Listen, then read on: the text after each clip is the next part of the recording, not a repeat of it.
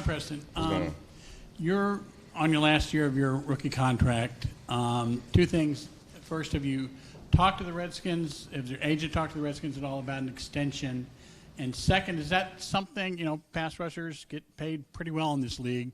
Is that something that is on your mind at all? It crosses my mind at times. We haven't talked to the Redskins personally. I haven't personally. But, going into the season this year, all I know is I got to play ball, and I got to, control what I control. That's my performance on the field. And when the time comes, it's going to pay if you play. You play good, they're going to pay good. So that's all I know. So, I go out there with that mindset every year to go out there and perfect my craft, go out there and play with a lot of energy and show them that I can be a key asset to this team in the future. Preston, you guys have separate coaches for inside linebackers, outside linebackers. How helpful is that to have a specialist, to not just have one linebackers coach who's working with all you guys? It's great because we have somebody who keys in on the things we're going to do at practice that day, and we got a lot of emphasis on a lot of technique we need to work on throughout the day, and on the plays we're going to run and the footwork and the things it takes, as an outside linebacker. It's kind of hard for an inside linebacker coach, the inside and the outside, because they teach them a different thing and they teach us something different. We got a lot of different footwork to do and a lot of steps to take.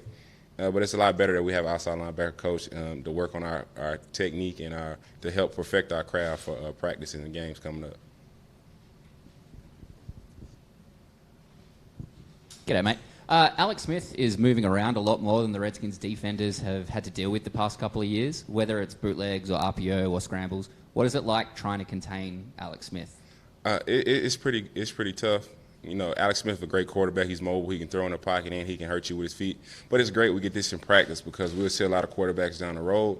And going to get some in practice, it will prepare us for the future. And now we know how to contain, and in the future we'll learn how to contain Alex and a lot of quarterbacks similar to his playing style. Preston, I noticed out there you got paired with Ryan Anderson on the outside linebacker. What has he done to get himself ready for his second year, and how have you seen him help you get that pressure on the quarterback inside or outside? Ryan's a great kid. He always study film. He's aware of his assignment. He knows what to do when he touches the field. Him playing with a lot of confidence here is going to help this defense a lot. He can be used in multiple ways. He can drop in coverage and he can rush. He can play the run very well. And he has a lot of tools to be a key asset to this defense. Last couple of years, this organization has been doing a lot to try to build up the interior defensive line. How does having a quality interior line help you out in your pass rushing on the outside? It's always great to have a good interior line. We got guys who can stop the run. Also, in the passing game, they can push the pocket and keep the quarterback from having a comfortable pocket in front of his face or stepping up to throw passes comfortably. John Allen, Matt Ionai, Ziggy Hood, Stacey McGee, and Deron Payne, and a lot of other guys, Anthony Lanier. We got a lot of guys who can push the pocket in front of the quarterback to keep him from being comfortable. You were matched up with Chris Thompson a couple times on team drills. How does he look out there? And obviously a popular teammate, but how nice is it to see him kind of getting back to more normal Chris Thompson after that surgery? That's great because Chris Thompson is a key asset to our offense. He's a great back. He brings a lot of different tools to the offense. He can be used in multiple ways. And seeing him out there practicing is a great thing for Chris because, I love him in his spirit. He's a great teammate and a great guy, and I always want to see him on the field. Preston, when you look over your career, what are some of the significant differences you see in yourself as a player from your rookie year to now? I'm mature. I'm more aware of the game than I was when I walked into the NFL. My technique is a whole lot better. Everything's a whole lot better from when I first walked into the NFL. I'm more aware of my technique, of course, and, more film, and I'm more knowledgeable of the game and what's going on around me.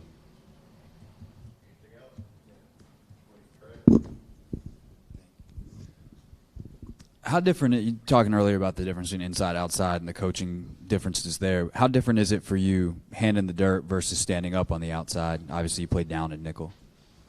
It's pretty much the same to me. You see a lot more standing up. Hand in the dirt, you probably have a better get off, but I feel like you can, still do great at both of them. You can I've had great rushes standing up and I have great rushes down. I feel like it's still, I've worked on standing up rushing a lot more, over the years, and I feel like I'm getting just as equal as I would be with my hand in the dirt. Anything else? All right, thanks, brother.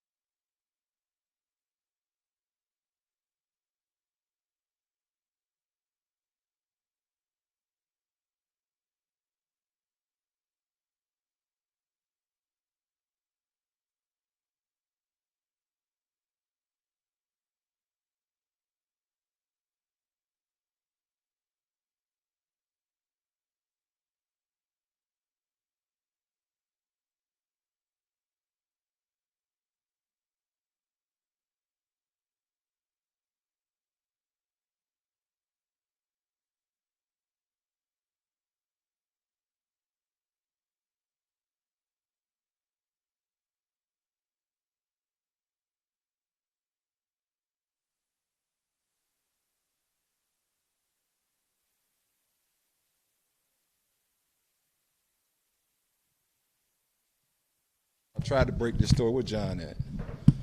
Unofficially broke the story, John. Where's John Kine at? I saw him on the field. Yes, guys, so you probably have heard, I'm sure you heard months ago, but after 14 seasons of professional football, I will be officially retiring today. I was joking around a little bit, and so I told someone a statement. I was doing an interview for Sports Illustrated, and I said I was always taught, even as a young kid, I came in this league at 20 years old, and I had a room full of veteran guys, and no one was intimidated, no one was scared, prideful of me coming in, taking their spot. It was open arms. I was taught every bit of knowledge that I was able to keep passing down along the lines, and I've always said when I retire, it's going to be because I felt like I've taught the guys behind me, I'm getting a little choked up, enough to succeed and ultimately take my spot. When I felt like I couldn't make plays or be the same player that I always thought I was, I knew it was, time to go. And, last season, it was a lot of ups and downs for myself personally. Probably didn't start the way I would have liked to on PUP. Didn't really, I could make a lot of excuses. But at the end of the day, Father Time catches up with us all. And so, I made the comment to Sports Illustrated how I couldn't understand how a guy like Ben Roethlisberger, who was in my draft. I'm really good friends with Ben. Still talk to him to this day. How he would feel intimidated by a guy like Mason Rudolph and make the comment, man, I hope they don't expect me to help him. I just think it goes back to maybe when he was brought in as a rookie, he did not get that kind of tutelage from the older guys. Maybe those guys were intimidated and felt some kind of way about him. But from the moment I stepped into Atlanta, I never once felt like that. So my whole mindset was always to try to give the young guys as much knowledge and understanding and the lessons that I've learned along the way as possible. And, I felt like I said earlier, I felt like I did that. Some by default and some by, really trying to pour into them. And that's how I've always tried to play football. As I'm saying this, a couple people I want to thank along the way, obviously, is, a lot of the coaches I played with. A lot of you guys probably know the stigma of who DeAngelo Hall is or was, or the hoopla about me being a me guy. And, a ton of coaches, like I said, along the way, and I'm not going to sit here and name all of them because I'd be here all day, but I especially want to thank Mike Shanahan for challenging me to be a great player and a great leader. Prior to Mike coming here to Washington, all I really cared about was Pro Bowls and making plays. And I knew by making those plays, I would help the team win. And I thought that was enough. And, until Mike sat me down and really challenged me to be more than just a playmaker, to be a leader. If it wasn't for Mike kind of really opening my eyes to who I could be, I probably wouldn't be the person I am today. And so special thanks to Mike Shanahan, along with the slew of other guys, other coaches, Dan Snyder, obviously, for taking a chance on me, Bruce for keep bringing me back injury after injury when I should have been probably gone a couple years ago.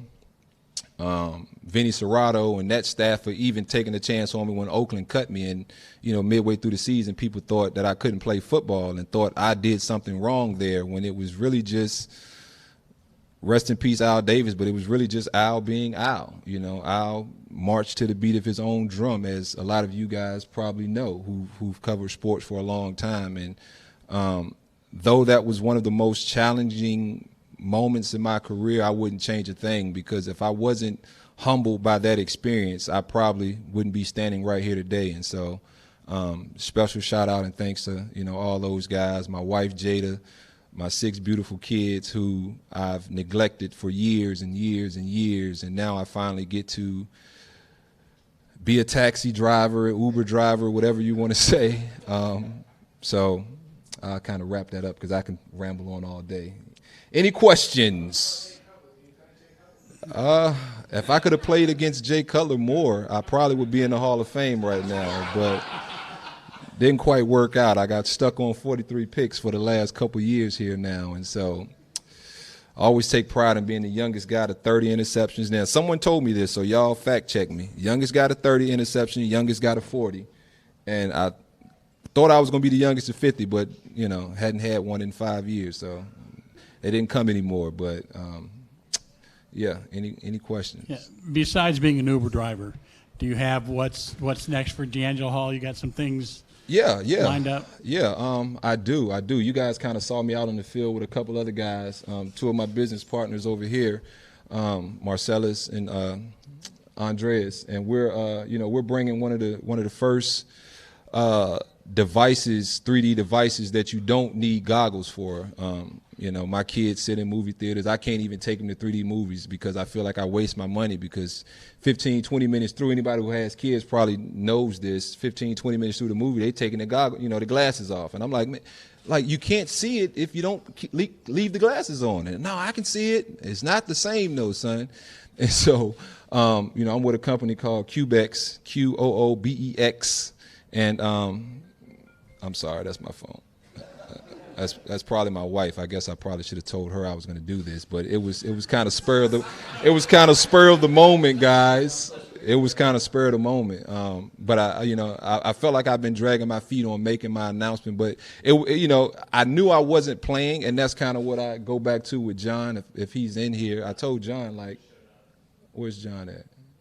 Okay, I told John, I played my last game, and after me and John had a little back and forth, I didn't mean to discredit John by any means. John's a great journalist and great reporter, and I told John, we had a lot of conversations about kind of how the story leaked, and I said, John, I've known you for years, and normally if you're gonna run with something, you would tell me officially, and I said, John, I never said officially. You got to get the officially part of it. And so someone was asking me today, and I said officially retiring as of today. And so, John, you broke the story 6 months ago or 5 or so months ago, but you're just a little bit too soon. I wanted to figure out what I was doing next prior to that. And so I figured that out. I'll be doing some TV stuff too, be doing some national stuff and maybe some regional stuff. We'll see.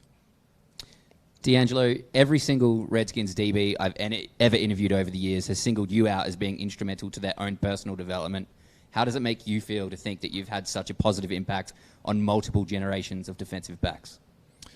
It makes me feel great. Like I said, if you'd have asked anybody who, I'm not even going to say who, but I had a chance to go to the combine with the Redskins as a front office guy and sit in some meetings and see coaches and that I hadn't seen in years, some coaches who had talked about drafting me and things like that, and coaches I played for along the way. And for them to have the response they had about my growth as a person, like I said, it just goes back to a lot of those lessons I learned along the way. And, coming into this league, I never thought I'd be talked about as a guy who was instrumental in helping mold other young corners and other young football players, and having guys follow me. Until Mike Shanahan, like I said, sat me down, I never thought I had that kind of influence. I knew I was kind of cool, but I didn't know I was that cool that guys hung on my every word. But when Mike kind of opened my eyes to that, I kind of made it a point to. And I was always a lazy guy in practice. I always felt like, let me just kind of get a look with my eyes, and I'll make the play in the game. And it wasn't until Mike told me well, D, if you don't make the play in practice, if guys see you doing that, they're going to think they can do that. And, it wasn't until I said, oh, maybe you're right, Mike. And so we started trying to ramp it up. And I personally started to ramp it up and, try to lead by example instead of, talking about it all the time. And so, but, it's a blessing, man. I've had a lot of trials and tribulations along the way, but I wouldn't change a thing about my career because, it's all made me who I am. It's all taught me so many different lessons, man. Everybody wants to win, but I tell my sons all the time, my daughters too, you learn so much more when you lose, because when you win, you tend to not care about the mistakes. When you lose, you got to figure out, man, why did I lose? So every single time you're nitpicking something. And so, I just tried to, teach those guys to, learn from their mistakes, learn from those lessons. And, but I'm blessed to be able to, help guide young guys and, mentor guys along the way. DeAngelo, you made a couple of stops in your career, but you grew up in Chesapeake watching the Redskins on Sunday. So did you envision that this would ever happen? Making a stop in Washington and ultimately finishing your career in DC for the hometown team? I came on a draft meeting up here, pre-draft, and it was, I can vividly remember like it was yesterday. It was myself, Sean Taylor, Kellen Winslow, Jonathan Vilma, and DJ Williams, and we're all out to dinner with the coaches. They brought us all out together, and I'm the lone VTech guy. Back then it was Big East, so it was VTech, in Miami. That was a rivalry, and so I'm sitting at the table with all these guys, and they're talking about how great they are and this and that, and I was a cocky guy, and so I'm kind of in the middle of the table, and I'm like, look, man, end of the day, I didn't go to Miami, but I'm better than all y'all. Period. Like, hands down, I could have went to Miami. I just chose not to. And so, the debate kept going, and the coaches had to calm us down. It got real heated. And so, sitting at a draft dinner with the Redskins and them having just traded Champ Bailey, I really thought, wow, I'm going to be a Washington Redskin. They drafted Sean Taylor, which he was the better player, obviously. But, when I was cut from Oakland and I had the opportunity to come back here, well, even prior to being cut from Oakland, I had a little falling out with the Atlanta front office and staff there. And I can remember sitting at the combine, meeting with Jim Zorn and a couple other coaches, Greg Blash and Vinny Serrato was the GM at the time. And, I thought I had a chance to come to Washington via trade from Atlanta, but they couldn't. We ended up working out a deal, but Arthur Blank, the owner of the Falcons, and Mr. Snyder couldn't work out the compensation for that deal. So I had to go to the only place that would take me, or the only other place that we had a deal worked out, which was Oakland. So I ended up in Oakland. And so when I had the opportunity and I was released from there and I had the opportunity to come back here to finish those 8 games out of that 2008 season, it was a no-brainer. And never did I think I would re-sign. I just was like, all right, let's finish this season and, and go from there. And so to be a kid from Chesapeake, Virginia, to play at Virginia Tech and grow up a huge Darryl Green fan and Washington Redskin fan, I mean, it's been a dream. It's been a dream to put on the burgundy and gold for the past 10 years and try to win football games. That championships eluded me in every facet of my football career, but I still feel blessed. I feel fulfilled. My wife bought me another ring. It's not a Super Bowl ring, but it's another ring. So I have a ring, not the one I wanted, but I'll take it. But just blessed, man. Just blessed to have grown up in this area and get to play for the team you grew up rooting for. A lot of guys can't say that. Yeah, we got a video from Coach Foster, and you're going to see it later. Talking about how much you meant to him and how much you meant to the school. How much do they mean to you? Wow. A couple different points about Virginia Tech. I really wasn't highly recruited. Like you see some of the guys now, I probably was a 4-star. I don't know if they put stars out back then. I probably was a 4-star. I kind of gained a lot of momentum late in the recruiting process. I committed to Tech as a junior, and a lot of people might think I'm lying when I tell this story, but I went to a game with my high school football coach, who was a punter at Virginia Tech, David Cox, down at Deep Creek. And I remember seeing a girl on the sidelines. Well, I was in the stands. I remember seeing a girl on the sidelines who was cheering. And I was like, man, she is gorgeous, I'm like, I'm coming here because I'm find her, And so I ended up at Virginia Tech probably for that reason, along with the relationship with Coach. But I ended up finding my wife there. That was my wife. And I ran ran up on her in the cafeteria freshman year, took her ID off her plate, found out what her name was, and proceeded to stalk her for the next 6 to 8 months until I finally got it. So that's the romantic version. But the coaching staff and the guys at Virginia Tech, I was put into their Hall of Fame a couple years ago. And, I told Coach Beamer, I'm like, man, I appreciate this honor, but I don't know if I deserve it. I felt like my time at Virginia Tech was so short. I was so focused on one goal, and it was just trying to make it to the NFL that I really didn't feel as though I deserved to be a Virginia Tech Hall of Famer. But those guys, man, just the lessons they taught me along the way. I grew up without a dad, and to have Coach Foster, my DB coach Lorenzo Ward, Coach Beamer, all those guys, Coach Steinspring, my recruiting coordinator down there at Tech and offensive coordinator. To have those are guys that I still talk to this day. I hope my son picks Virginia Tech. I'm still trying to sway him, but it's been just a blessing, man. Like I said, I went to that school for one reason and left there just enamored with the culture there, the guys, the players.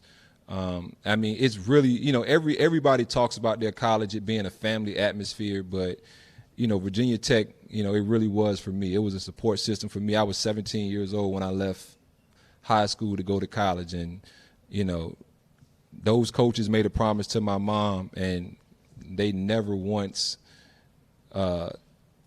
turned away from what they told my mom they were going to do, and that was take care of me and help turn me into a man. And so I thank those guys from the bottom of my heart for everything they did for me along the way and everything they still do to this day.